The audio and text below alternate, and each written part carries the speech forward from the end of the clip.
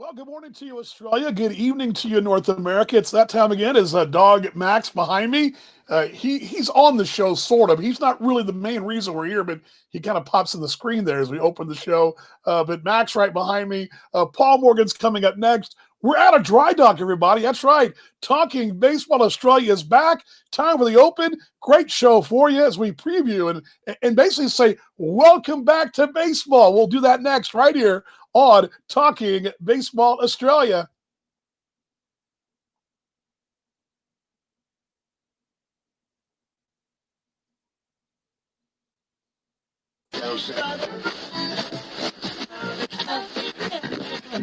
It's Talking Baseball Australia. It's baseball updates you'll really love. The MLB and ABL news you want. With Paul Morgan and Dan Vaughan. It's baseball's best mate all year round. From the batter's box to the mound. No, it'd help. It'd help if I had the mic up. Hello, everybody. As a moment ago, I just showed you guys my dog, Max, here in Texas. He's not a dog, folks. He's an all-American. He's all Australian, all Canadian. He's all everything. He's all legend. It's my broadcast partner in crime, and Paul Morgan will join us here as I'm going to bring him up right now, and I bring this down to a little producing on the fly here in 3, 2, 1, and welcoming from Perth. Hello.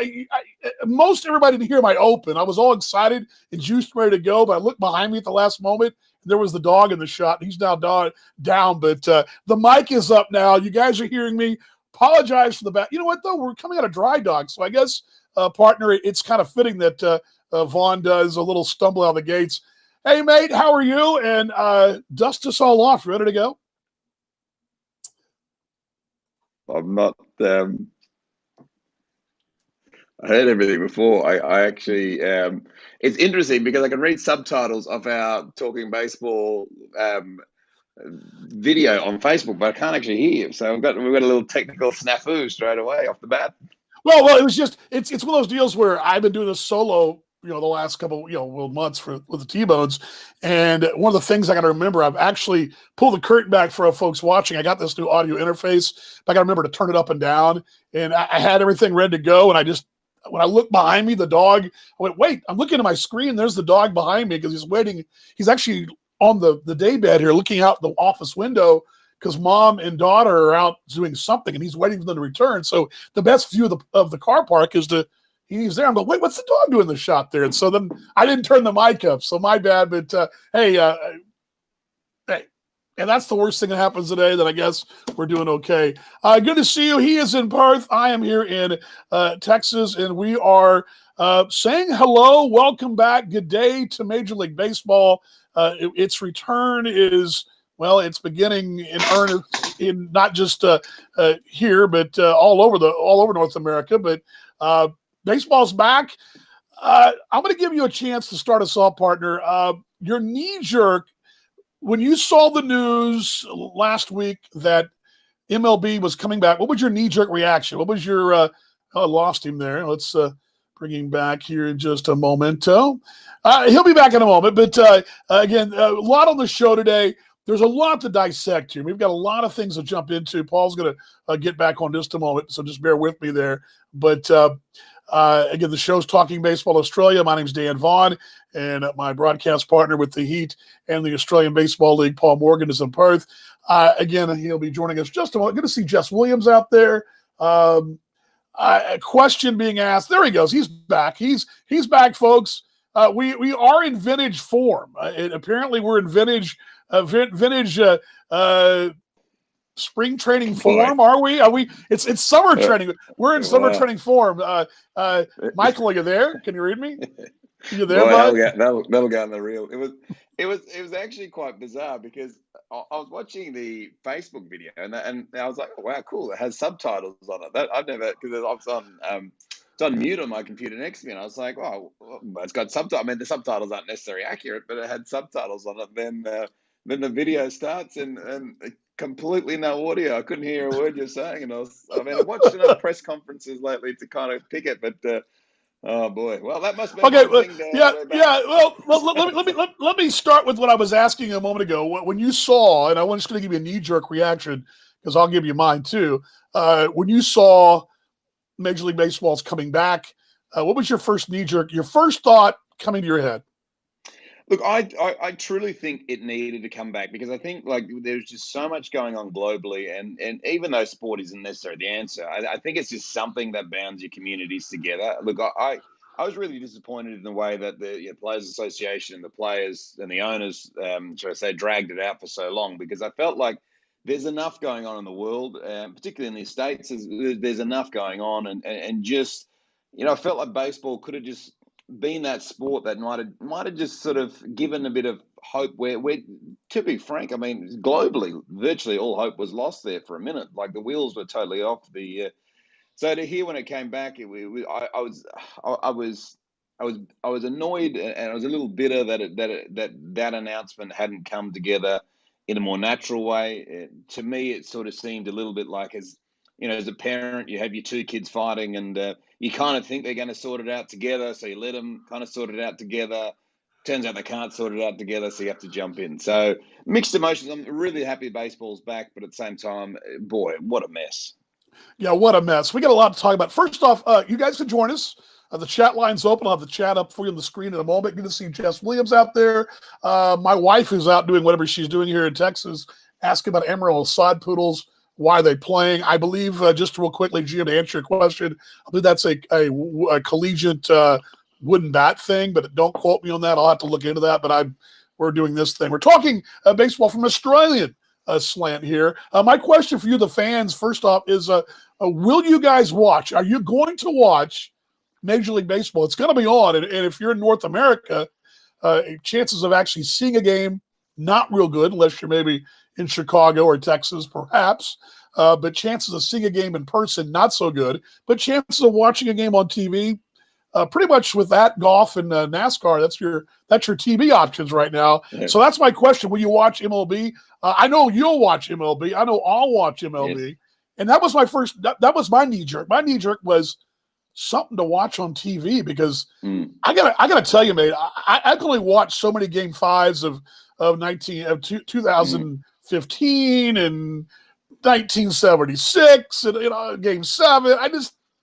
I know what happens already. So that was my knee jerk. But on the show as well, we're going to really dive into this Major League Baseball plan and try to break it down for you guys and explain to you exactly what's going on and overall. But again, that's our overall thoughts.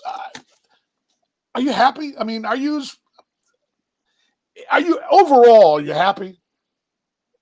Look, I actually think the season could be a lot of fun because I mean, I was listening to something the other day, which is true. Even a really average, even a terrible team in baseball can get hot for 40 games. Now, there's only a 60-game season, so all of a sudden you sort of want to. You kind of go. There's no team that's really out of it because I mean anyone can. So it's more interesting probably than ever before. Look, I like a couple of the rule changes as well. I think it's going to be actually a really interesting show.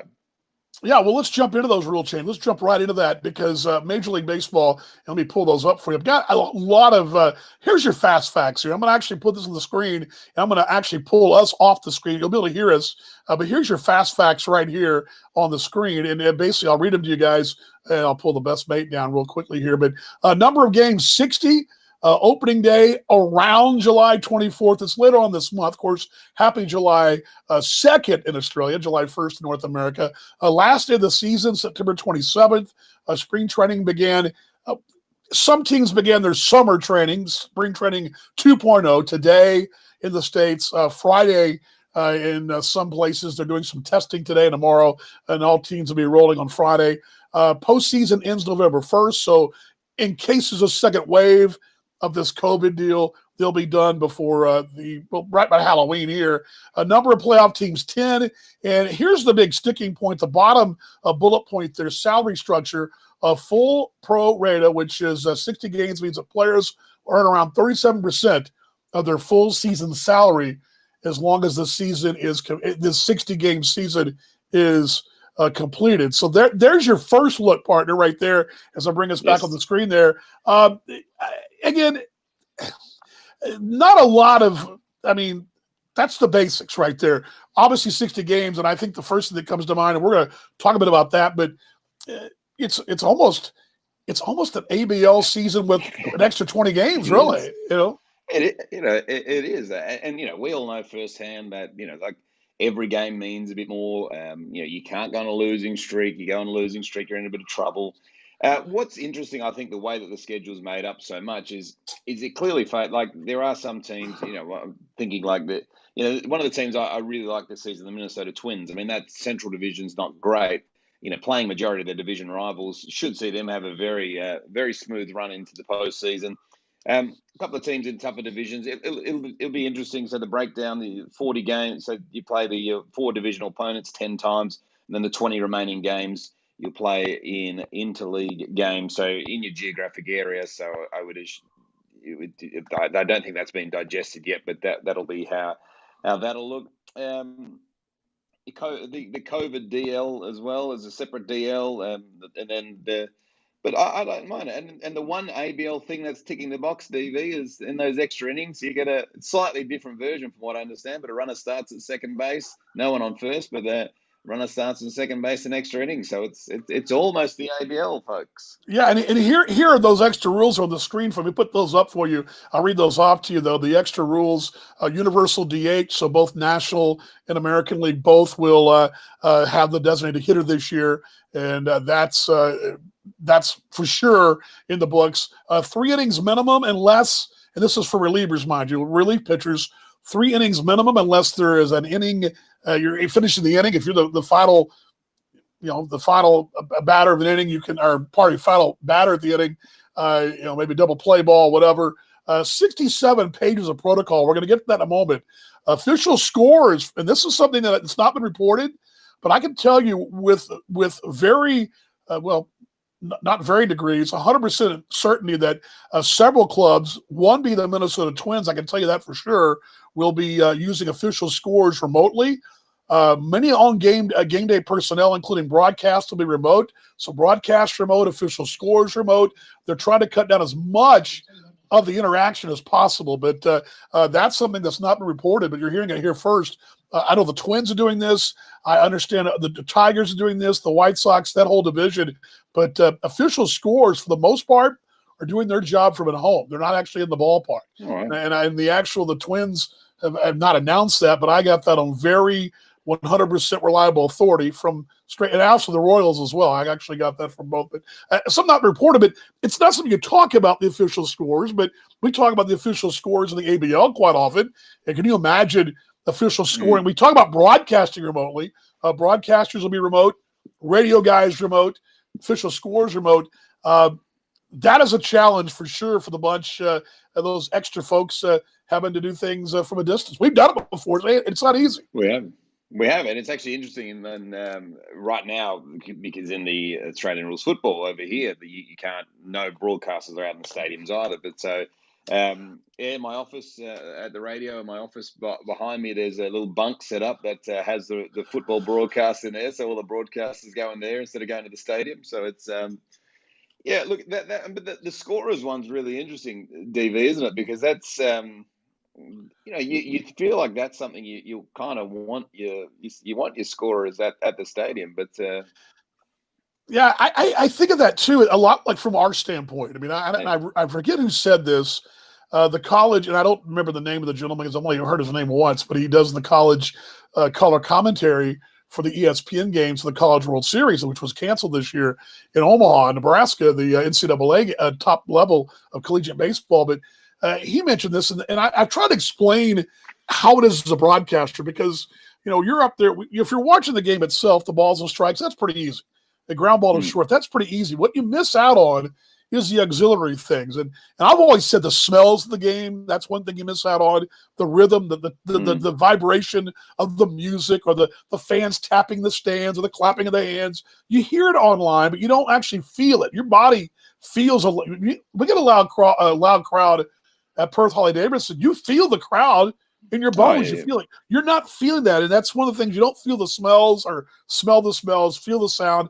And the extra thing is you don't see the auxiliary things. Like, I don't care how many cameras you have. There's certain things that we know. Simon, for example, and Kim McGee, both Simon Isis and Kim McGee, they pick up great things as color commentators by looking in the dugout or looking in the bullpen. Yeah. And you can't see that online. And that makes for a tough broadcast call. 100%, and I think it's all the little things as well. And talking to some people currently who are broadcasting other sports remotely, what they and no different to baseball. If like is the infield drawn in? Well, if you don't have the camera shot, you don't know. Is the shift on? If you don't have the camera shot, you don't know. If Right. the right fielder could have fallen asleep, and you don't know. I mean, it's all those things that it makes it particularly, and I think it makes it tougher on radio than it does on TV, because TV is still obviously calling to the shots. But I think Yep. in radio, and you know as well, DV, half the time, I mean, baseball's not the fastest game in the world. So a lot of time you'll spin a story, or you might see, a kiddo with a packet of chips or something that it might remind you of something or something. So you sort of, it's a little bit more difficult for the radio guys. One thing, and I don't know if they're doing it in Major League Baseball, they've done in sports here is the augmented fan sound that's coming through as well. So it's a bizarre thing. It's getting a bit mixed reviews, but look, I think there's some people who love just to hear, love to hear just the sport and nothing else, and they think it's a bit of an unusual circumstances. So why not play it naturally? Other people love it, but it'll be interesting to see if baseball, will they do the stretch still? Will they do it? Will they have? I know over here in the football, they've had fans dial in through Zoom, and they've sent out the piece to cameras of people on Zoom. So I don't know. They're going to do the seventh inning stretch via Zoom. I don't know. So Yeah, it's craziness there. My name's Dan Vaughan, Paul Morgan. We're talking Baseball Australia. We are back live. We're on a dry dock. It's our first show in a long time because, quite frankly, there ain't been nothing to talk about. There's been no minor leagues. We're going to get to that in a moment, the minor leagues in a moment. We're going to get to some of that and maybe try to spin some positive news there. A couple things, too, roster rules. Let me get this for you guys and pull this up. Let me read these to you, roster rules. These are the special roster rules that you may or may not know about. Let me pull those up for you. But opening day, now here, this is interesting. Opening day, 30 active from a 60-man player pool, trimmed to 28 players. I'm going to pull the mute down for a moment here. So I'm getting a little feedback. Just give me just a moment there. Oh, there we go. Sorry, I'm going to bring Paul back in just a moment. But opening day, 30 active from a 60-man player pool, trimmed to 28 players on the 15th day of the season. So 2 weeks in, the first 2 weeks, you can have a 30-man active roster up from 22. And then you've got your 26 on the 28th, the 15th day. Then they cut it to 26 players on the 29th day of the season. So month one, you're down to 26. And then you can always carry 3 players from your taxi squad on road trips, with one being a catcher. And the trade deadline, August 31st. So basically just over a month of baseball to your trade deadline. In September 15th is the postseason eligibility date. That's not far off, really, from what we normally have there. But and I'm going to bring Paul back on here there. And the special, oops, sorry about that. I don't know where I went. There we go. Sorry about that. There we go. Sorry about that. I don't know where the button froze over there. But the postseason eligibility rule, I don't know if you guys heard this, brought Paul back up there, but the postseason eligibility rule, it's only about a week off. That's not too much. I mean, it's usually that's 2 weeks off. Usually it's October 1 because they usually play right now October 15th or so. It's a little, not that far off at the trade deadline. You're basically getting a little over a month of baseball, then boom, you got to make a move. That could create an very interesting situation as far as the mad scramble to, let's just say you get off to a terrible start, but you're thinking, okay, I've got to do something to kind of salvage this thing. Do you panic buy? Do you panic sell? What happens there? That creates an interesting dilemma with the trade deadline being only just over, it's about 5 weeks until they trade deadline to the season starts. What do you think will happen this year, DV, when it comes to? Do you think teams will be as aggressive and active on the trade market as normal? Do you think it'll be more, or do you think from a team's perspective, do you think it's more like, well, it's 60 game, got who we've got? Maybe if we can snafu someone, great, but we're not really putting in as much effort as we normally would. I mean, that's kind of the vibe I'm feeling might be happening. Yeah, well, it's such a sprint this year. I mean, the one thing I love about the Major League game, which is different than any other. I mean, really, the minor league game, the MILB is 142 games. Independent ball is about 100. Short season about 80. The ABL winter ball 40. But you're looking at 60 games. That is still a sprint. I mean, that's a 400-meter sprint's what that is. And I think there's two ways to look at it, because the impending doom of 2021 still looms. And what I mean by that, and we're kind of touching that in a moment, this whole thing that they got worked out took weeks and weeks and weeks, is under the same umbrella, the same guise of, oh, by the way, the collective bargaining agreement expires next year, and we got to get something done for 2021 and beyond. And I think that's going to be part of the issue. I think I have a lot of players who are going to really discourage being traded, especially with that hanging over their heads. I think there's a lot of mystery about what's going to happen going forward. I think that has a little bit to do with it. But I think it'll be interesting to see what clubs do. I mean, if you got lightning in a bottle, let's just say you're Seattle. That's a good example. You've had some success in the past, but you've never been to the World Series. And let's just say Seattle gets off to a phenomenal start and basically solidifies themselves as a top 10 team. And they know by August that, barring a major collapse, we just play 500 ball, we should be fine and make the postseason. And maybe a chance to win, yes, an asterisk beside it. But don't you think the fans in Seattle would be thrilled to win a World Series, regardless at 60 games or 600 games? I think a team like that would go all in and say, you know what? This is our chance for lightning in a bottle. And I think you're going to have some situations. It may be overall, partner, it's going to be probably a different year trade deadline wise, but I think in certain situations, certain cases, certain teams, they may go all in because it's their lightning in a bottle chance. The game is different this year. And you have guys playing for contracts, and the league playing for, and the owners and the players are playing for a new agreement. And I think there's a lot at stake. And I think that overall, the big picture is probably not, but the small picture is, in certain cases, I could see this thing being a crazy August 31st.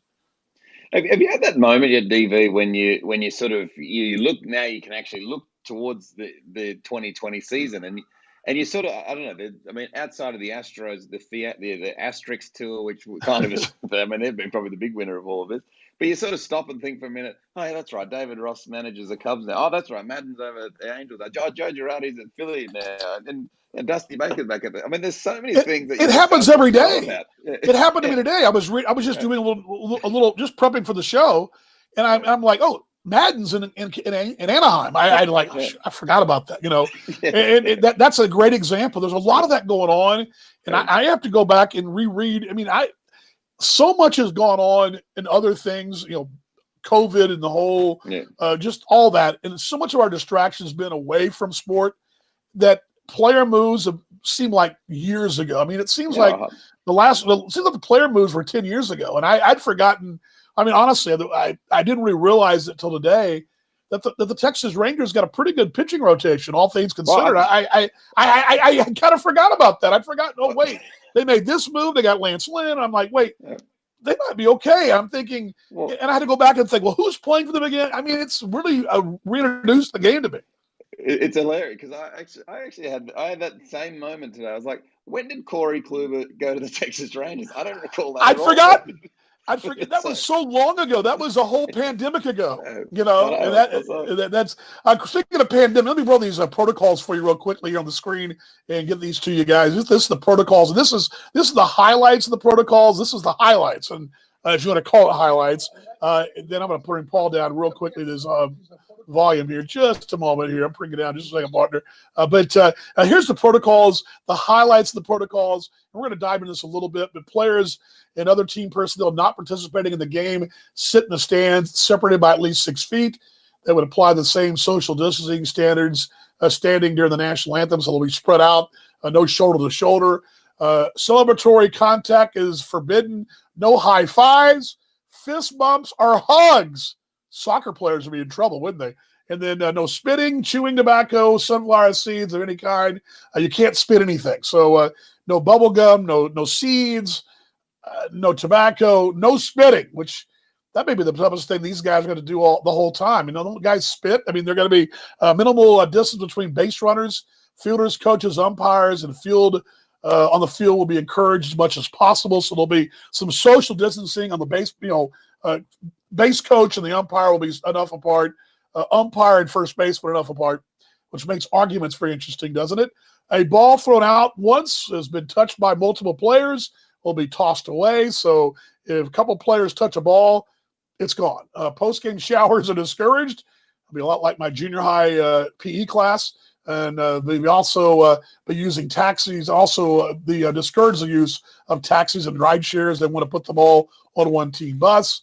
And players will be screened for temperatures, which actually started today, multiple times per day, testing for the virus multiple times a week. Anyone testing positive immediately is quarantined. 2 negative tests require the possible two negative tests required for a possible return is the wording right there. And those items sound pretty, I guess, well, first off, that's just part of the whole thing. It's just a 67-page manuscript, if you want to call it, the Major League Baseball, and it's online. You can see it online. There's an MLB manuscript about this whole thing.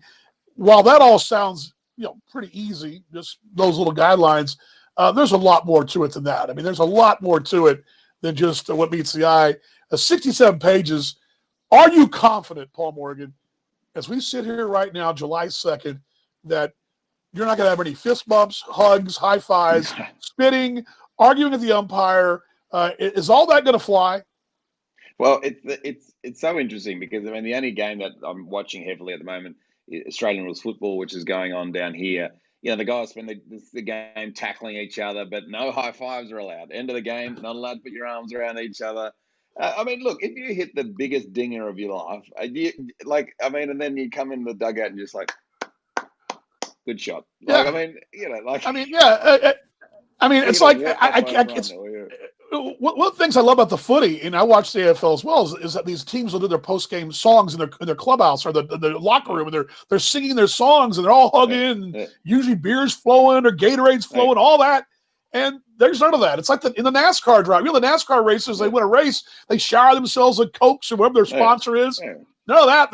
They're just kind of they're in a distance with a microphone like this, and it's like, it's so anti-clever. Hey, dude, you just won $1 million, and he's like, Well, I can imagine, if someone hits a walk-off as they round third to head home, all the teammates have to be like a wedding, and they'll run through the little wedding like, let me know, nothing, no. And the ball's being played by so essentially, I guess a ground ball, that ball's done. I mean, once it goes to the shortstop, the second, the first, that's multiple players. That ball's in the incinerator, I guess. So it'd be a great year to be a fan, but again, there won't be that many fans. Although we did see today, you and I talked about this before we came on the air. That is part of this whole equation too.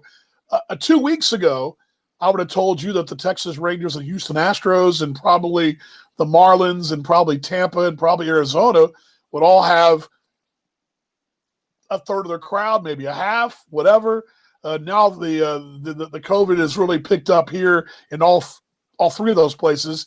That's kind of up in the air right now. But Chicago is saying that 25% capacity. That gives you lots of room in Wrigley Field to enjoy yourself, spread out.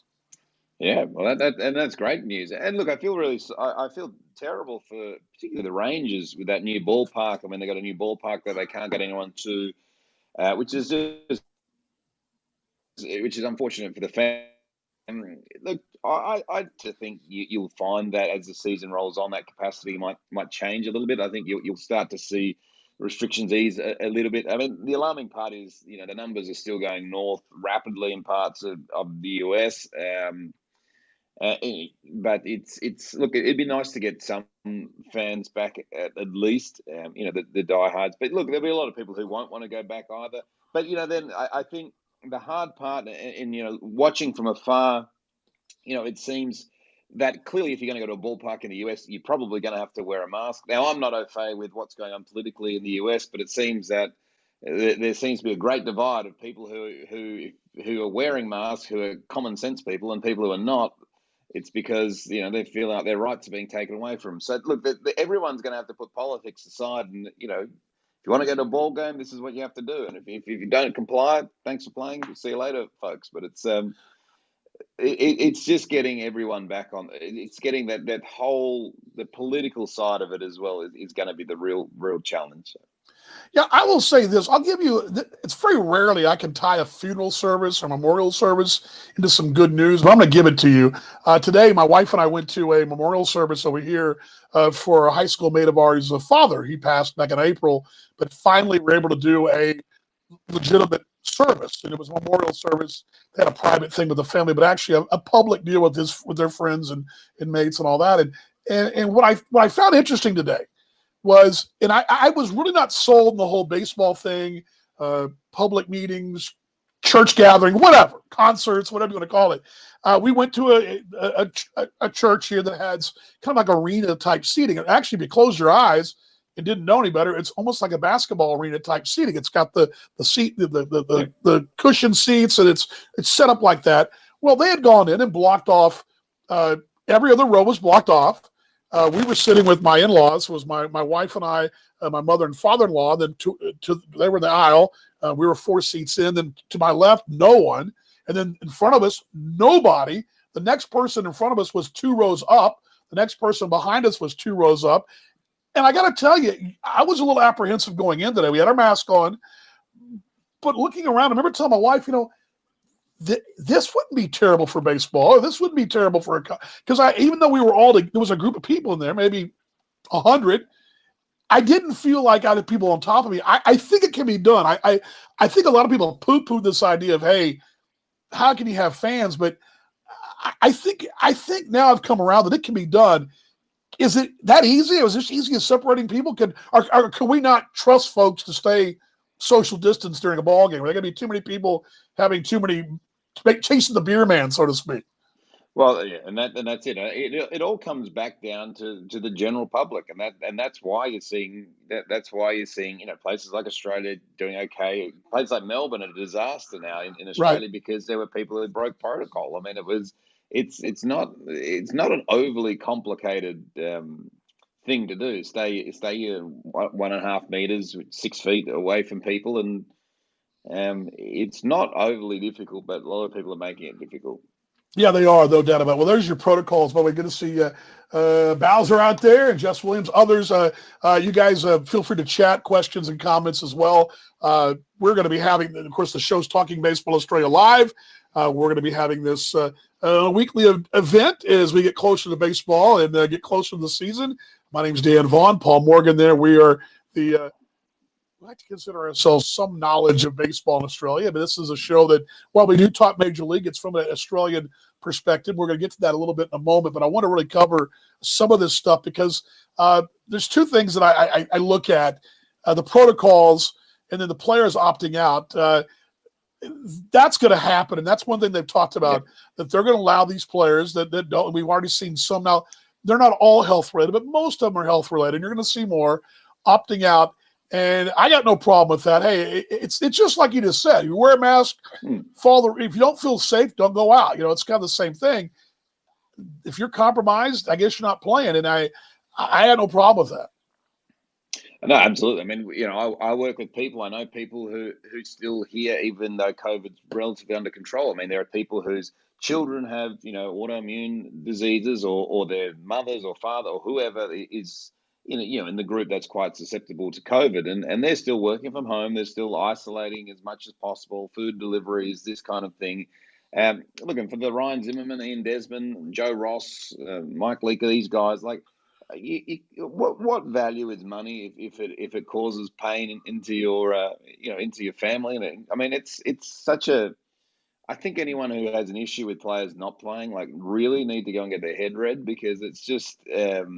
It's a personal choice, and that's it. If you're comfortable playing, then great. If you're not comfortable playing, that shouldn't affect that shouldn't affect anything going forward. It shouldn't affect your contract negotiations, your arbitration, anything along those lines. These people love playing baseball. They just feel like they love their family a lot more than baseball, as they should, and that's sort of where we're at. But it's look, no. I'm sure as it gets closer and the realization, I mean, I read today, I think it was Charlie Blackmon from the Rockies may have got COVID. And there's a lot of people Yep. know that the Blue Jays organization got COVID and others that I think as you get closer, you'll have more players pull out. But it's look, the guys, and there might be a lot of guys who make millions of dollars that might just go, well, Yeah. is it worth it? I've got a lot of money. Like, well, what am I doing this for? Right. And that, Yeah, I'm with you. I mean, I mean, it's at what point does it become not worth it? I mean, you've got in most industries now they're letting people opt to not unless you're in a obviously if you're a cook or a food delivery is one thing, but if you're whatever, if you're opting out to stay home, it's the same thing no matter where you're at. I think that's kind of the way it is. The MILB, if I can say it for you, situation is a different story altogether, but it's related. While all this has been going on, baseball has been halted in the affiliated baseball ranks. That situation, though, is dire. And I don't know how if and so much about a lot of friends of mine who are working in MILB, a lot of players. I see, a couple of guys watching now who would have been that route before. A lot of young Australian players have been caught in the crosshairs or have been caught in this mess as well, this MILB. And it's a mess. In case you missed it yesterday over in the States, they announced that the Major League Baseball, along with the MILB, had announced that there'll be no minor league baseball as we know it this year. That's on the heels of probably having no minor league baseball as we've seen it in recent years next year, because there's a lot of changes in store. That's a big mess. It's a secondary issue lingering, but it's an issue that with Major League Baseball coming back, the minors go away. Your thoughts on that? Because that to me is where it really hurts a lot of young Australian players not getting a chance to play ball this year. I'll ask a question with a question. Do you feel with minor league, like we all kind of knew that minor league baseball wasn't going to happen, but do you feel in a way that we know that there was going to be a reduction of teams anyway in minor league baseball? Do you feel that they really kind of are using, has COVID been something for baseball owners that they kind of go, all right, well, we're never going to get this thing minor league baseball off the ground. And you know what? Well, we're just going to have to trim the herd dramatically next season, and we're going to use it, is part of this whole, like, I don't think minor league baseball is ever going to happen. But secondly, has this been an inconvenient convenience for baseball owners to kind of go, well, here we go. Here's a way we can radically cut. And I don't think the minor league baseball model will be ever even remotely the same as what it was last year. Your thoughts, Stevie, whether this is just something that, there was probably more of a hope it never happened? Last November, November-ish, Baseball America reported that there had been a big rumor going around, a meeting behind closed doors that Major League Baseball wanted to eliminate 40 minor league teams, drop it down to 120 from 160. That included getting rid of all short season rookie type level clubs, with the exception of the complex clubs in the spring training sites. They weren't happy with the facilities at some places. The travel arrangements, some of the leagues were spread out. There are a couple of them that have some long trips in them. In general, also a lot of players, just a lot of minor league players just sitting around. Anybody that's been to spring training has seen this in spring training. If you go to spring training, and I've seen this a lot with minor league players from Australia, they'd go. I've been to Lakeland and had a chance to visit with Ulrich. Bajowski was a rookie, and he was kind of in the complex, but not playing for a team. They were all on the back fields just playing amongst themselves because they had too many players on enough teams. Those factors all went into it. In October, November, a lot of folks in the States freaked out. I mean, I was one of them. Minor league baseball cannot go away as it is. There's just no way. But I think and one thing that happened, you had the legislature, both houses, both houses of the assemblies were Congress and the Senate were both House Representatives. I'm trying to explain my U.S. government to you guys. I don't want to bore you all with it, but you get the point. the congressional folks were getting all in a huff because, oh my gosh, we're going to take away Major League Baseball's antitrust exemption if you take away our minor league baseball teams from Chattanooga and from Quad Cities and from these places like that. And then here comes COVID. And I think what you're right on about, because now here in the States, the people folks in Congress, they got other things to worry about. You've got an election coming up for starters. You've got a pandemic going on. You got folks out of jobs. You've got stimulus packages and financial help. Right now, what the minor league baseball landscape is in 2021 is the least of their concerns. So I think the owners have taken this, and it's going to happen. You're going to see contraction next year. You're going to see 40 less teams. You're going to see it. I think in the long haul, it could be a good thing for baseball. And I'll get to that in a moment. But to answer your question, with your question with a question, fits beyond a fence there, to pull back the curtain the old days. But yes, I mean, it's a great chance. And it's like we've talked about before, and I know the ABL feels this way. I know the ABL brass feels this way. If there ever was a chance to try something different outside the box, this is the chance. I think Major League Baseball is doing that. There was a chance to try something different. You're going to see some different things. We've already talked about those things. It's now, because you've got this whole veil of the COVID hanging over your head in the short season, and you can try some things. And if you're ever going to change minor league baseball the way it's done, this is the time to do it. And I think it's going to happen. So, it sucks from a lot of standpoints, but I'll give you in a moment as I get to the question here. Yes, could this be a good thing? Could this be a good thing for ABL players will want to play baseball somewhere and opt out coming from development? From that's a positive. Yes, and yes, Jared. Yes. Paul, Yes. You want to touch on that from your standpoint? Suddenly, the next chance to play ball for 75% of minor league players is going to be in Australia. 100%. And I said this. Look, I'm not obviously in the inner workings of the ABL, but I mean they have an opportunity, particularly now. Outside of Victoria, one state in Australia is really a mess. The rest of Australia is pretty good. I mean, you have the chance to really, and I know I know initially a few months back there was sort of conversation around the league may not probably start till January. As of in 2 weeks' time, there's allowed to be up to 60,000 fans at a sporting event here. So that's all gone out the window now. As far as business as usual, but really, like the ABL, if the ABL was ever going to take a quantum leap, it's this year. This is the time that they could go from no different to the NBL basketball, which really has now positioned itself as probably the second league outside the NBA. The ABL could become an absolute. It could very well. I mean, your season could start it could start in September here. Like you could have a September, October, November, December, January season. If you got the buy-in from MLB clubs that were like, yep, look, we need to develop players. And I know there's a lot of players who are probably AA to maybe good prospects at the moment. I think the major league teams are just going to roll the dice and bring them up to the big leagues. But the ABL is the absolute could be the biggest winner in all of this. But it's just. I don't know. I don't know if it's happened. I think the ABL eyes on Asia is possibly. I think they need to change their eyesight pretty quickly into North America. I think because the opportunity is enormous, and it just if done right, DV, and you know it as well as I do it. If done right, I mean that could be an enormous game changer for baseball in this country. Yeah, Jared, good to see Adam Dodd out there too. Adam, good to see you, mate. Hope you're doing well.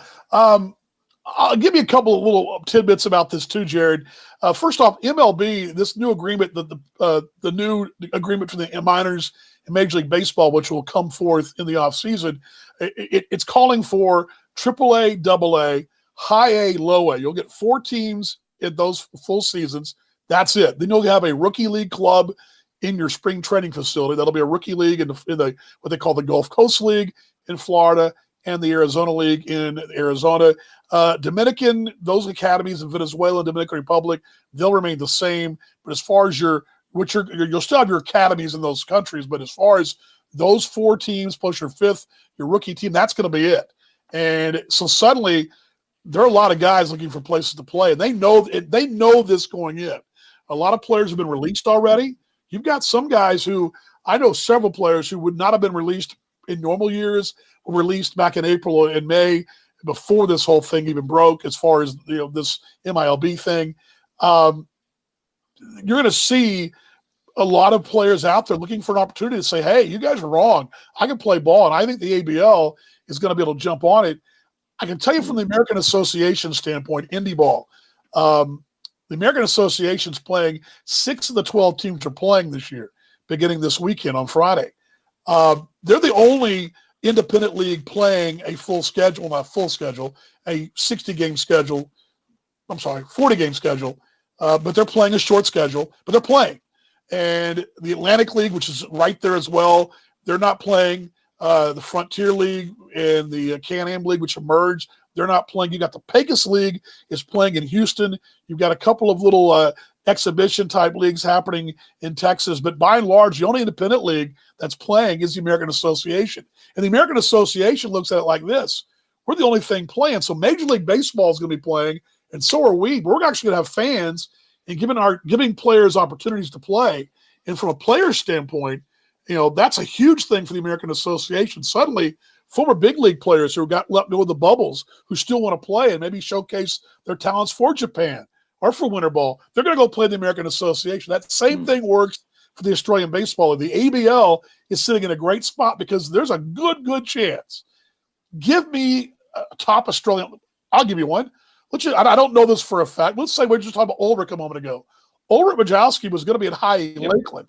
He was going to be in the Florida State League at High A, knocking on the door of Double A. He's not playing this year. Now, I don't know if he's not in the 60-man Tigers 60-man taxi squad, but he's right there on the fringe of being one of those super prospects. His next chance to play may be Australia. I mean, and that's a huge deal. That's huge for the league because you're going to get Ulrich from day one, not Ulrich, middle of the season. You're going to get him from day one because the Tigers want him to play. They want him to play. So it's a long-winded answer, Jared, but I think both of us have covered that. But I think this is a great opportunity. It's like you said before, partner. In 2014, when baseball came, Major League Baseball came to Australia, that was a great opportunity for the ABL and for the league. This is one of those situations making lemonade out of a sour lemon, so to speak. Absolutely, it's really huge because and also clearly the sites with the KBO is the only thing that really a lot of people are watching. And Japan as well, but Australia's right there, and it could be great, BB. It could be great. Do you think the taxi squads will play each other? No. What I understand, that's a good question. What I understand with the taxi squads, are playing inter-squad games, and what they're going to do. Now, I'm going to give you, if you know North America, if you've been to North America, if you've been to the States, I'll give you a couple examples. The Kansas City Royals originally were going to play. They're obviously going to play at Kauffman Stadium, beautiful stadium in Kansas City, beautiful ballpark. They were going to play. Their taxi squad was going to play across town at possibly the T-Bone Stadium. They talked about playing at Kansas City T-Bone's ballpark, but they're actually going to play either Omaha, but it looks like now with AAA Omaha is about 2-3 hours up the road. Their AA club is 2 hours down the road down in Northwest Arkansas. So they're going to have the AA club within a drive where the the AA club.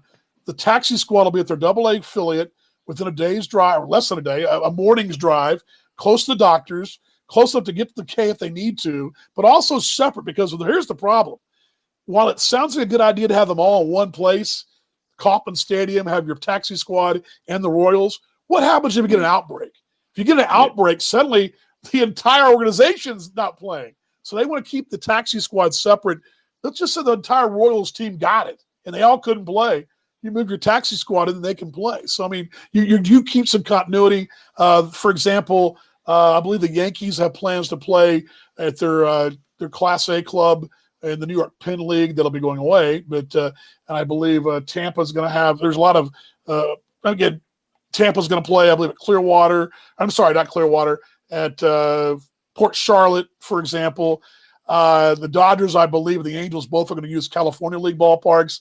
Texas, here in Dallas-Fort Worth, they're going to use Frisco, their AA park, and so on. So you're going to see them not sharing the same park, and not playing each other inter-squad games, you're going to see them close together saying, get those guys back and forth. And more importantly, close the doctors and the testing there as well. But that question there as well. Sorry, partner, go ahead. Dave, just quickly on the Texas squads, do you see a realistic chance of, I don't know, say the Rangers, for example, have played 7 games in a row, 8 games in a row. They've got, they like, instead of it playing the getaway game, maybe they send the Texas squad in to play a game. I can see that. Again, I think this whole thing, and this is the next thing I was going to talk about. This thing is fluid. I think what we showed you all ago, those graphics of the COVID, the protocols and the roster rules, all these things are fluid. I mean, there's going to be something come up, and I don't know what it may be. It may be how they operate replay because they don't want humans touching the equipment. I don't know. I'm just using that as an example, but something's going to come up that we didn't think about. They're going to have to change the fly.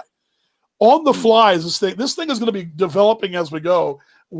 That's why the schedule's not really officially out, because there's still some things to kind of cross off and cross and make sure that it's going to work for protocol wise. But I can see that. I can very easily see. I'll use the Rangers as you said. Let's say they get a spread. The flu spreads on the clubhouse floor or the clubhouse bus or the charter flight. I mean, all the team have. There have been teams that all got sick on a road trip. I mean, it's not shocking that this could happen where a whole team gets COVID tested and they all can't play, and suddenly your taxi squad has to play. I could see that happening. I think that's why they're there. That's part of the reason they're there, not just for player depth, but I think it's going to happen. I mean, I guess that leaves my big question to you. And I'm going to go and put this graph because it's the big question. I mean, it's the big question. I think that's underlying here. How much faith do you really? I mean, he's kind of said this earlier, but how much faith do we really have that all this can be pulled off without a hitch? I mean, don't you think that this all sounds good in theory, but this ain't the way it's probably going to play out? And do you feel the same way that I feel? Well, I mean, look, and I agree. And look, again, the AFL here, like now they've had a fiasco tonight. The Richmond team in Melbourne was supposed to go up to Brisbane to play the Eagles, and the outbreak in Melbourne means that Queensland have changed their borders, so they're not allowing Victorians in. So now they've had to change the game. So now my team St Kilda are playing Thursday night, and look, it is, to be honest, it's a mess. The AFL is still a mess, and I honestly don't think legitimately anyone cares if they came out tomorrow and said, look, we gave it a shot.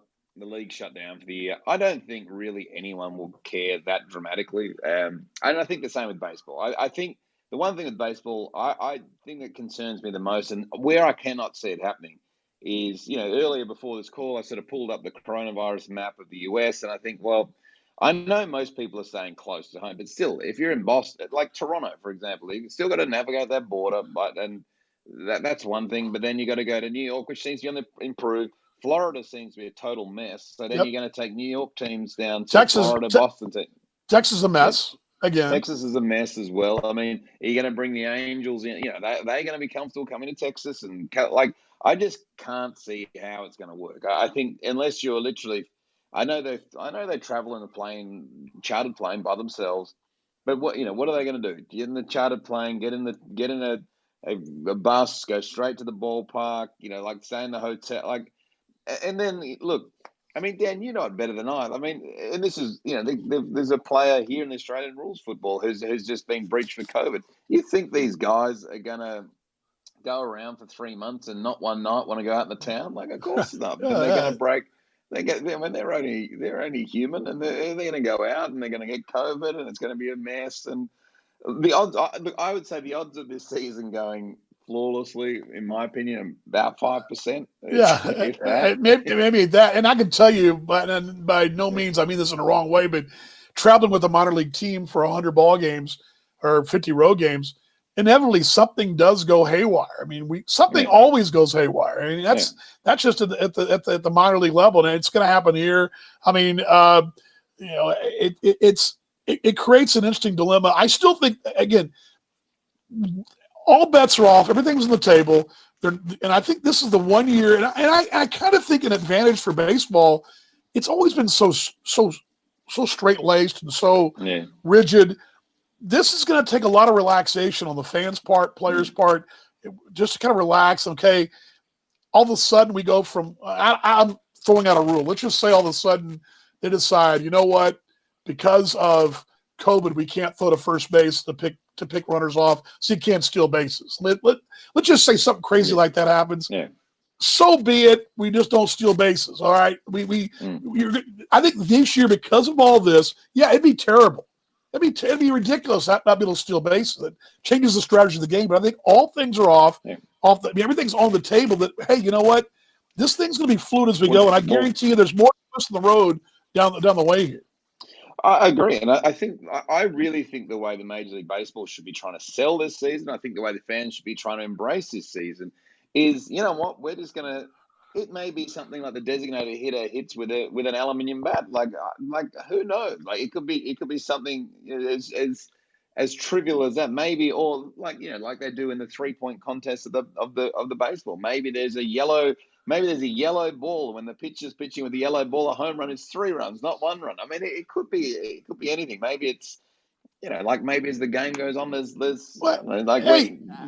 I saw Trevor Bauer on the news, cable news yesterday, driving to Cincinnati, and he even said, they were joking a little bit. The host is kind of joking about, that rumor that, well, why don't we just throw a home run derby out there to decide who wins the game? Well, why not? He didn't poo-poo it. He kind of went, it's not an awful idea, especially he goes, if the pitchers had to do it, it'd be more fun. Yeah. And of course, he goes, we might be out there forever, but the point is, all these things are possibilities because in this day, and I think we've all learned this in life. I know I have. In this day and age of life, and with what we're going through, it takes a little sense of humor, it takes a little gumption, it takes a little creativity to get us all through every day. And I think that's what baseball has to remember and kind of take off that straitjacket. No doubt about it. But a couple things, too, that I didn't get to, but the players are going to be tested every other day, the temperature taken. Actually, every other day. The updated list here I have is every other day are the test. Temperature, they cannot be over 100.4. Also, umpires. Here's one interesting for you, too. The umpires also have a little umpire pool. There's going to be the 3-man crew working each of these spring training sites, and then there'll be a pool of minor league umpires kind of in their own little pod of they'll be actually kind of in their each little pod where these other spring training games are these other pool games are going on. These what do they call them? Expanded rosters are playing, and there'll be that. And then when they go be a 6-man crew when they go to the season. But the umpires, which this is another question. It's going to happen. Umpires going to make a huge mistake, and the hat goes around backwards, and they get what happens then? They do this. They do this. You wear a mask. What's going to happen when does the league find the manager that does that? Yeah, you have to social distance. The umpires are probably, out of all of this, the happiest people of all would have to be the umpires. A, they've got no fans abusing them. B, they've got no managers in their face. I mean, they're probably going to have the greatest season of their life, the umpires, because, I mean, look, all of a sudden, maybe umpiring is going to go through the roof in terms of people umpiring because they got no one to bother them this season. Here's where I think it's fun, too, and I talked about this a bit on my show with the T-Bones this week and last week. Had Rob Paneer with This Week in the American Association. He and I were talking about, I was comparing the season short, how it's going to be much more like watching an ABL game. The Australian Baseball League, and you and I have talked about this, you usually have an ace and a D. The teams that win have a 1 and 2 starter, and then can somehow find a way on game 3 and 4 with a deep bullpen to get you through it. I mean, maybe a guy goes 3 innings, another guy goes 3. Those deep bullpens and those 1 and 2 starters are going to be key. And I think it's going to be much more like an Australian Baseball League season because everybody's going to have an ace. The difference in the ABL to me is always not so much the aces. They always cancel each other out. It's always a toss-up. It's that 3rd and 4th game. That's why Daniel Schmidt was always so valuable to the Perth Heat because he was always lethal on that 4th day. No one was usually facing him that was close to him than what Daniel Schmidt could do. it's going to be a lot like watching ABL baseball this sprint, this whole how you manage rosters and how you manage your bench. And the deep bullpen is going to be huge for teams. 100%, and I think like it's even one of the new rules which was coming in regardless. The pitchers having to face 3 batters. I mean, is that going to change the strategy a little bit? I mean, I love that rule personally because there's nothing worse than it more than anyone. DV, there's nothing worse when a game's dragging than you add in a few pitching changes just to really rub salt in the wound. But let's go to a break again. Let's just go to another break. Now this from from sponsor B, or from Fielder's Choice. The Christmas specials here. Exactly, the batting special. I think we've told you 100 times, folks, but the bat sale's back on again. And look, I think it'll be such a look. I actually think if you embrace it, this MLB season, if you really take it on face value for what it's worth, and maybe I don't know, maybe they're better off not playing the World Series this year. Maybe they're better off playing it as the Jackie Robinson Cup or something like that. Maybe it's better to do it because whoever wins it's probably going to have the asterisk next to it. Maybe it's just something radical again. But I think they can have a lot of fun with it. And it's just, but you're going to get your people going, well, this isn't baseball, blah, blah, blah. But, I asked myself this question too, as a Ranger fan who had his heart broken in 2012 or one out away twice from a World Series. I'm not going to – if the Rangers were to somehow win a World Series this year, asterisk it all you want to. It's kind of like I sound like an Astros fan now, but asterisk the Astros, asterisk the because, I mean, it's been such long suffering. I don't know if that means anything more.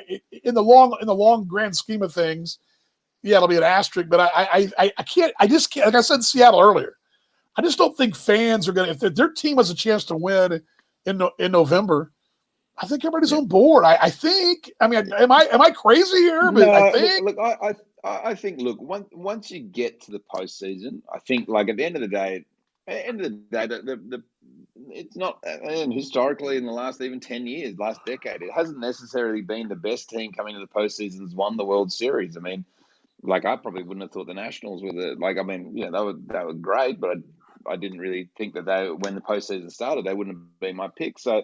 I think you still got to win a lot of ball games in that postseason. I mean, it's not an easy, and then again, the rules change slightly in the postseason as well. So, like the international tie or the runner on second base goes away in the postseason and things like that. Yep. So, look, I think if you win, you'd be ecstatic. I mean, you may not be able to celebrate like you would. It'd be kind of a disappointment that you probably wouldn't be able to do the ticket tape parade. You wouldn't be able to do the parade in town. You wouldn't have the people around the buses and things like that. So. Part of it would be a bit meh, but look, you get to wear that ring, DV, and you get to say world champions. You got to say world champion. Jared says he'd take it. So I see, I'm with you. I'm right there with you on that. I think that. I mean, I think now I'm kind of like, But see, the back of my mind, the cynical me says, well, it'd be the one time the Rangers win would be the year it's shortened season. But I think you're going to see too. And one little tidbit I'll throw out here too, or not tidbit. One more little thought before we move on to wrap this thing up is. Managers are going to be important. How a manager, I think the strength of him, he goes, really, Greg Taggart's the manager of the Gary South Shore Cats, and I worked with them for 5 years. And Greg always told me, Dan, the manager makes the lineup card opening day, but the players make the lineup card from then on. I mean, if you're hitting well and you're in the rotation or whatever it is, if you're hitting in the 4-hole and you're producing, you're going to make that card up yourself without him. He just writes the names in there. The players make that, but I think now with the short season, when to go to the bullpen, what gambles to make. We've seen it in the ABL when we've had. I remember 3 years ago. Remember when Matt Kennelly started a game as a starting pitcher and got a win, which turned out to be a pretty big game in the pecking order of a playoff run for the Heat when they wound up playing Canberra, lost at home in the first round, but it was a series win because they threw it kind of outside the box, threw MK out there and got a win. It was that kind of gamble right there. Those kind of outside of the box, those creative managers are going to be huge. I think the Maddens of the world are going to be the kind of guys that can flourish here. I think so, and that's where I sort of circle and I guess to wrap it up, we'll sort of look at which teams are the LA Angels could be a really interesting team this year. I mean, we know they've got a pretty good team as it is, but Matt, you're right, DB. And add on top of that, there's no media scrums anymore at the end of the game. The media aren't allowed in the locker room. So in many ways, the manager is probably far more pivotal than ever, because like the routine of leaving the game, going to the locker room, having the media harass you for quotes and sound bites. I mean, they're not in the locker room, so the manager's in the like so much more controllability around it. There's not going to be as much noise as normal for the clubs, but yeah, it's going to take. I'm with you. It's going to take a really, I think the old school manager is going to be in trouble. The crafty, creative managers are the ones that I'd be putting my money on. No doubt about it. A couple items, too, just to kind of scatter shoot here as we kind of get this thing kind of wrapped up a bit, is we'll get the ABL in just a second, but Korea has been going. I think they're in week 9 now. Yep. I won't go the ladder necessarily about that, because you guys can probably go check that out yourself. But having a pretty good year, despite his team being terrible, is Warwick Saupold. Warwick is he is the bright spot on a team that's not playing too well, those Hanwha Eagles. But also notice that the Korea is going to add fans, which we've talked about that in our talking on our Kansas City show you were with me on. They're going to have fans, which means cheering and other things. How are those Koreans going to keep from cheering, Paul? Well, that I think from what I read, I remember like the COVID's pretty much under control in South Korea, so they're at they're at really good levels as well. But his Hanwha Eagles 12-37 on the season, not going very well. But I think of those 12 wins, has got maybe 5 of those, so he's pitched well. The KBO, I think it's losing its speed a little bit. I mean, everyone was up and about because it was the only thing on TV for a while, but it's losing a bit. But just quickly, the NC Dinos leading the way in the KBO 33 and 15, and poor old Hanwha on the bottom of the standings, 12-37. So Doosan, LG, those are the top 3, I believe, as I checked that this morning. AL West is going to be most interesting division in baseball. Yeah, it's loaded with you both, because again, the AL West is going to be NL West. You're going to have a different playoff format. They're going to be playing the Dodgers and the NL West teams. They play the AL West teams. It's a lot of late night baseball for us in the Central Time Zone, but I've always liked that. But yes, no doubt about it. Yeah, we can talk more about that next week. But yeah, no doubt about it. Japan started last week, and I guess it's a 2-part question. Warwick having such a good run right now in the KBO, either at worst he's going to be back in the KBO. That's the worst thing. He'll be back there. But Major League, Japan, he suddenly found himself at the top of the list of guys from that league that can be parlaying that to something else. I mean, I'm not having talked to him, and we need to get him on at some point. Yeah. But I would think that he's not the kind of guy that looks forward and tries to count his chickens before they hatch. He was never that way as a minor leaguer. He was always very focused on Double-A and Single-A. But he's positioned himself for a pretty good spot, not just with Team Australia, but internationally, either in Japan or back in the big leagues. Well, that's right. And look, he's on a pretty good – I think he's one of the highest paid players in the KBO. He's on a good wage. Look, I tend to think that – the beauty about South Korea is he's on the exact same time zone as Perth. So, he's got his fiancé here, his family here. Probably life's maybe a little bit easier on the same time zone. I think he's found his little niche there as well. I'd expect him probably to stay in Asia, but it's hard to say. But it could be, and that's another thing about this whole league. I mean, you would assume that a lot of Major League Baseball teams are going to play their young talent this year, and maybe a lot of those slightly older guys. You might see a flood of Americans playing in Korea and Japan next year as well. So it's going to be interesting. But MPB underway, which you don't hear too much about because I don't know if in the States you've got the MPB on the ESPN over there, but it's a little hard to follow. But you have such a large of the two. Well, really, Korea and Japan both. Now, in normal years, you'd get a little more coverage in following it. But since the travel ban is kind of poo-pooed that as well, I keep saying poo-pooed. I don't know why that's. I guess it's better than saying the S word. But yeah, it's the third time I used the word poo poo. I haven't said it since I was 2. But anyway, I digress. But I think there's a little more following of the Nippon in general, just because, just historically, a lot more Americans have played over there of recognition, and a lot more Japanese have played over here of recognition as well. I think really that a lot of that came about when with Ichiro Suzuki, and then of course Yu Darvish. But with Ichiro coming over when he did, that really kind of changed the interest and got more interest in the Japanese league. But just in general, I think you got to be happy with the KBO. Suddenly people know about it, and I think people know more about Japan, and the league in Taiwan has been going as well. And those leagues all took advantage, especially the Korean and the Taiwan CPBL. They took advantage, like we were talking about, the ABL needing to do that, in the American Association, and everybody. They took advantage of the opportunity and made a splash while they could. 100%. I can't add it any better, DV. Let's quote unquote. I want to give you guys a couple of things. First off, questions and comments. We're going to close this thing out here. But if you got anything to ask away, I do want to give you guys a little ABL. As far as ABL stuff, might as well throw this out there, and not throw it out there. I guess it's not really thrown out there, but there are some ABL connections. First off, I believe there was 29 players that have ABL experience in some form or fashion that are all currently in the bubbles, the taxi bubbles with spring training bubble, whatever you want to call it, whatever word you want to use. There's 29 ABL connections who are currently playing with a bubble, meaning they're with the Yankees bubble or whoever, the Rangers, whoever. Broken down by team, I got Auckland's got 1, Adelaide 4, Melbourne 4, Perth 5, Canberra 7, Sydney 3, Geelong Korea 1, and Brizzy has 4, but 29 players in big league camp, I guess, camp 2.0.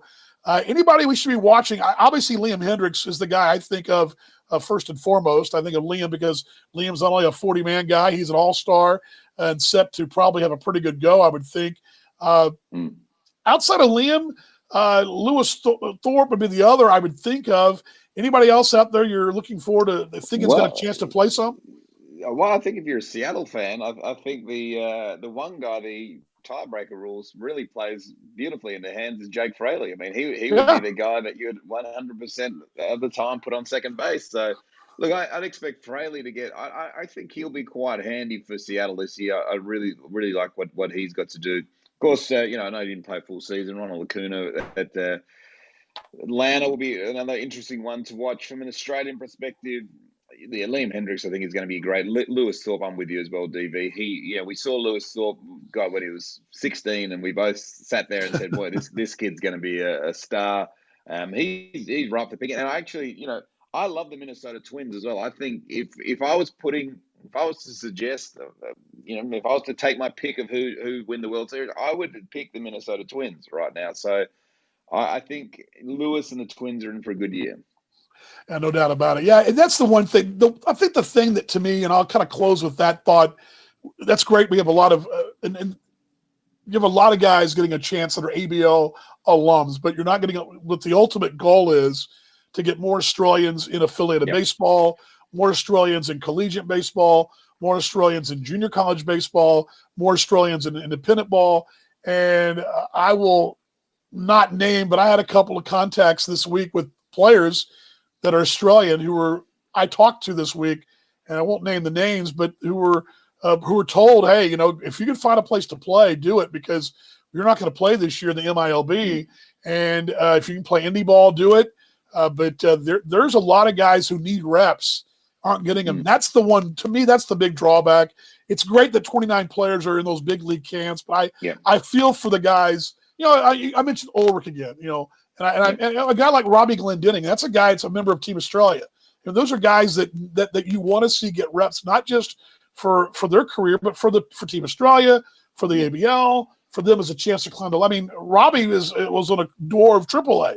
I mean, you have some guys that are going to miss those opportunities, and I hate that. I mean, there was some guys Jake Baker got released. I don't think he would have been released. It wasn't for the fact with the Tigers, young man from Perth.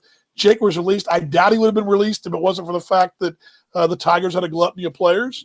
And he just, and he's not alone. So for me, while yes, it's great the ABL has those connections, the Australians are what I'm worried about, and I want them to get opportunities. And that's one of the things you're not going to see this summer. No, but Jess Williams in the same boat who got released from the Milwaukee Brewers. And look, I think unfortunately from an Australian perspective, I think as well, and we talked earlier about MILB and the ease of Corona to be. I think unfortunately for Australian players, they also become easy to release because it's from a team's perspective, they kind of can soften the blow by like really doing the whole like Corona, best for you to stay home. Like they're really. I think you have to be, you can't be good anymore. You have to be elite if you're an Australian. And look, with the shrinking of minor league baseball, I think, it's going to become tougher and tougher. But that's where I guess, and this whole opens up a whole separate debate we'll go through on a different show. What's the best tact for Australia right now? Is it cozying up to Korea, Japan?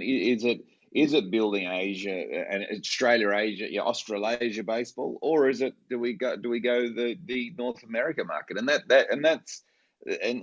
I think baseball in Australia in general is at a crossroads where they need to make a decision who they're hitching their wagon. Yeah, and I'll kind of just tease that for our future broadcast. Going back to that MILB situation, the contracted teams. Those teams may not go away. I mean, they may go away from affiliatable. They may not be an Astros affiliate in Quad Cities, for example, in the Midwest League. That may be an independent league team or the Dream League, which is one of the proposals been put out for non-drafted players. But they may also become part of the independent leagues, and those are growing. Independent leagues independent league expansion. The American Association is coming. And those leagues are going to grow, the Atlantic and the American Association. Suddenly, these other cities are going to have ballparks. There's going to be chances for players to play independent ball as well. So maybe that's an angle as well. And I'll give you one more thought about that too. That's a show we will have. I'll use Robbie Glendening as an example. He went to play college ball at JUCO ranks in Missouri. Because of that, he is in a lot different category player-wise than a Jess Williams. Not that what I mean by that, they're great ball players. What I mean by that, draft-wise, Robbie was drafted. Jess Williams was a free agent, international free agent. Totally different investments, totally different situation, and a little bit different visa too, to a degree. Not always, but that's also part of it too. And I think that goes into it because you can be drafted as an Australian playing collegiate baseball in the States. A lot of people don't realize that, but anyway, that's a little side view as well. But that's something we can talk about down the road. Coming up down the road, I guess my question to you is, what are we going to do next? What are we going to do down the road? Coming up next when we're back. Well, we'll keep the weekly show going, DV. It's always good to keep it going and. Look, we'll get a lot more guests on. We'll sort of, we'll plan what is the future for Australian baseball. I think ultimately that's kind of where the core is, and it'll be nice in a couple of weeks. Boy, I was thinking the other day, it'll be nice in a couple of weeks to have the radio on with the baseball in the background, or the TV on with the baseball in the background, and plenty of things going on behind the scenes as well, which we'll sort of we'll get to as well. But look, it's going to be a we're all in on this project, and we're all in on baseball. So we have to. It'll be a ride, DV. That's right. Long ride so far, but it'll be a ride. It's a ride for sure. Well, we'll be covering this MILB and MLB and all this other stuff from a Australian perspective and also an ABL perspective, and just keeping you guys informed on some of the ins and outs. And I hope you'll join us here on Talking Baseball Australia. Final words, mate, as we shut it down. No, just let's get some runs, DV. Let's get some runs. Let's get some runs for sure. By the way, if you guys are really bored tomorrow, you can go to my personal. Go to the Kansas City T-Bones MixLR page. I'm going to preview this real quick for you guys. Let me pull it up, and I'll bring Paul back just a moment. There you go. T-Bones Greatest Hits from the Vault tomorrow in the States. It'll be a Thursday in the States. It'll be evening for you guys in Australia. But at noontime, it'll be a little chat going back to looking at one of the great T-Bones games in recent history, and we'll do that on the Mix LR. It's the same. Go to Talking Baseball Australia and just and I think actually just go to our MixLR channel. You can also just go to MixLR and just type in Kansas City T-Bones. It'll come up, and you'll get the T-Bones greatest hits from the vault right there. And, of course, all the coverage. You can follow us, and you'll see our graphic in a moment to close at our Twitter spots. Paul Morgs and Dan Vaughan, we're both on there, and we follow us on Twitter. And, of course, follow us on Talking Baseball Australia, both on Facebook and on the Twitter side. We got a website coming too. We got broadcasts coming at the Let Me in the Country. Knock on wood. I mean, if not, I'll be spending 14 days in a tent. I did hear, which could be positive news from the government that foreign in other sports there's a visa class coming out for other sports that for athletes coming into. Because, of course, a lot of this is around the 2023 Women's World Cup. So I think you might end up seeing a lot more players than you think in the ABL this year. Let's hope so. There might be a lot more international players than you think. Let's hope so. Hey, pal, good to see you. Have a great rest of your day. You guys, thanks for joining us here. You're watching on replay. Again, make sure you bookmark us, find us, subscribe to us on Facebook, and, again, as I mentioned, Twitter, and both our Twitters and as well on the Talking Baseball Australia site. Tough times we live in right now. It's a crazy world. Hug somebody, love somebody, show the love, and let's all try to get better and come out of this thing better when we meet again next week at this same time right here on Talking Baseball Australia Live. Partner, I'll see you next week, mate. Will do. Be good, DV. We'll see you guys, and let's close. We're actually so high-tech here. We're so high-tech, we actually have a video close, so let's roll the close. Here we go, folks. Talking Baseball Australia. See you next week.